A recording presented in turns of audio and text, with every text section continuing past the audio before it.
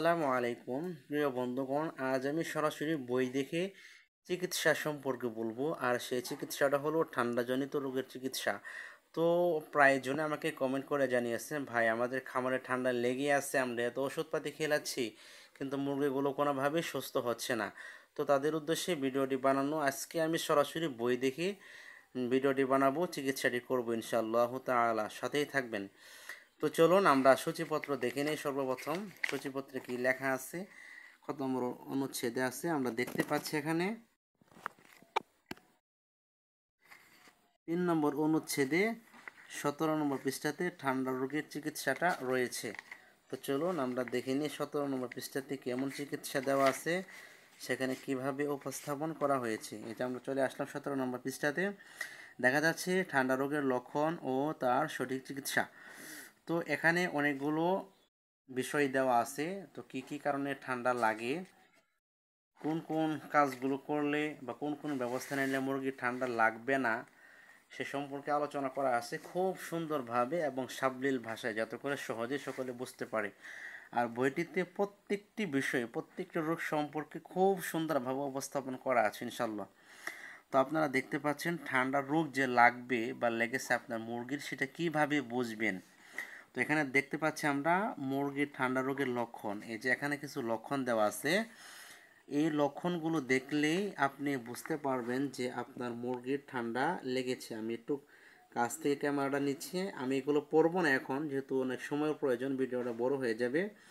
আপনারা একটু পড়ে নেবেন, ভিডিওটা থামিয়ে ভিডিওটা পজ করে আপনারা এই সমস্ত দিক নির্দেশনা বা ঠান্ডা লাগার লক্ষণগুলো নিজে নিজে পড়ে নেবেন।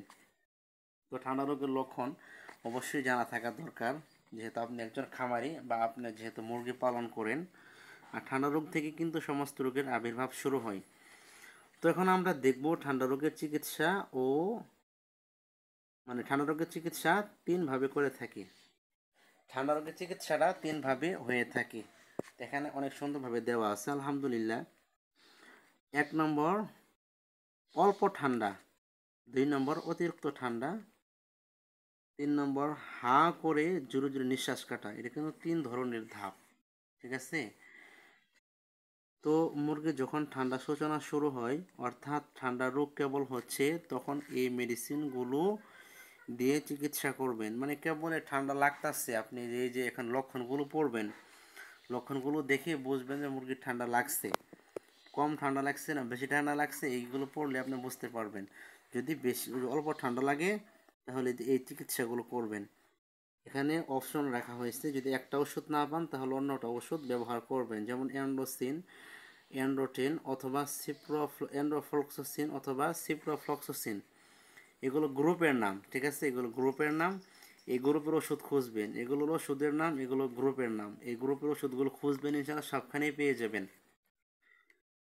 আর দ্বিতীয় নম্বরে হচ্ছে ডক্সিবেট অথবা ফ্লিফ্লক্সবেট। 3 নম্বরে লাইসোভেট অথবা পিএইচ, যে কোনো একটা কোম্পানি পিএইচ, এটা অপশনাল, এটা দিলেও হবে না দিলেও হবে, ঠিক আছে। তাহলে মোট ওষুধ কয়টা দেখলাম আমরা, এই যে আরেকটা আছে নাপা বা ফাস্টবেট। মোট ওষুধ দেখলাম 3টা।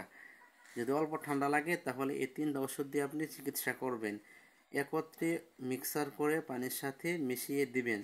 তো এখানে কিন্তু কি ওষুধটা কিভাবে খাওয়াবেন ওটার কিন্তু নিয়ম দেওয়া নাই, ওটা কিন্তু নিয়ম এখানে দেওয়া নাই। তো ওটা আমি একটু পরে বলছি নিয়মটা কি, নিয়মটা কোথায় দেওয়া আছে। 2 নম্বরে মুরগির অতিরিক্ত ঠান্ডা রোগের মেডিসিন। যখন মুরগির অনেক ঠান্ডা লাগছে, খুব বেশি পরিমাণ ঠান্ডা লাগছে, অনেক দিন ধরে নাক দিয়ে দেখা যাচ্ছে কেমন যেন একটু পানি পানি বেশি বের হচ্ছে, তখন এই চিকিৎসাটা করবেন। অ্যান্ড্রোসিন যে আগের মতোই, আগের অপশনটাই। 2 নম্বর কোসোমিক্স প্লাস, 3 নম্বর ডক্সিবেট, 4 নম্বরে পালমো গোল্ড অথবা পালমো কেয়ার, অবশ্যই লাগবে এগুলো। আর এই যে লাইসোভেট বা আপনার পিএইচ, এটা হলো অপশনাল। 6 নম্বরে থাকছে নাপা ট্যাবলেট অথবা ফাস্টবেট, ঠিক আছে। এখানে আপনার 5টা ওষুধ দেওয়া আছে, 5টা ওষুধ অবশ্যই লাগবে যদি আপনার মুরগির ঠান্ডা রোগ ভালো করতে চান। অল্প টাকা দিয়ে ভালো করতে গেলে কিন্তু আপনি লসে পড়ে যাবেন যদি আপনি খামারি হয়ে থাকেন, ঠিক আছে। টাকা একটু বেশি লাগলেও, টাকা বেশি এই যে ওষুধটা দেখতে পাচ্ছেন এটার দাম আর এটার দাম তো একটু বেশি, আর সবগুলোর দাম কম। এমনভাবে ওষুধগুলো দেওয়া আছে এখানে যাতে করে খামারিদের লস না হয়, সেজন্য খুব অল্প দামের মধ্যে সবচেয়ে ভালো ওষুধ যেটা সেটাকে যাচাই বাছাই করে এখানে দেওয়া হয়েছে, মানে যেগুলো কার্যকরী ওষুধ। পালমো গোল্ড, পালমো কেয়ার এগুলো দেওয়ার নিয়ম হলো, আপনারা দেখতে পাচ্ছেন, আপনারা দেখে নিন একটু ভাই, আপনারা দেখে নিন, আমি একটু দেখাই, ক্যামেরাটা কাছে নিয়ে দিলাম, আপনারা দেখে নিন, ভিডিওটা থামিয়ে দেখে নিন, নিয়মগুলো পড়তে গেলে অনেক সময় লাগবে আমার। তো 3 নম্বরে দেখবো আমরা, মুরগি যদি জোরে জোরে নিঃশ্বাস কাটে অথবা জোরে জোরে শ্বাস নেই, অনেক সময় দেখা যায় মুরগি হা করে শ্বাস নেই, হা করে এরকমভাবে হাঁপাতে হাঁপাতে থাকে, ঠিক আছে, ওই সময় আপনি এই চিকিৎসাটা করবেন। জিকুরভেট অথবা জিকুটিল, ডক্সিএভেট, ফিফ্লক্সবেট, পালমোকেয়ার অথবা পালমোগোল্ড, এই তিনটা দিবেন। এই তিনটার সাথে আপনাকে এই যে আরেকটা অ্যাড করতে হবে, অ্যান্ড্রোসিন, প্রথম লাইনটা আপনাকে অ্যাড করতে হবে এই তিনটা ওষুধের সাথে, ঠিক আছে। এ হলো ঠান্ডা রোগের চিকিৎসা। এই 3 ধরনের ঠান্ডা খামারে হয়ে থাকে বা প্রত্যেক মুরগির হয়ে থাকে।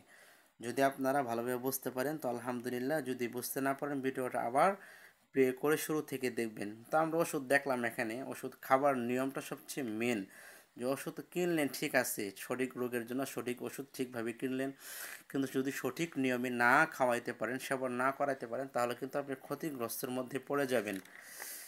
তো আমি একটু দেখাচ্ছি আপনাদেরকে, একটু সময় নিয়ে দেখেন। ওষুধ সেবনের কিন্তু একটা অধ্যায় আছে, ঠিক আছে, ওষুধ সেবনের একটা অধ্যায় আছে। এই যে দেখতে পাচ্ছি আমরা সমস্ত 36 নম্বর অনুচ্ছেদে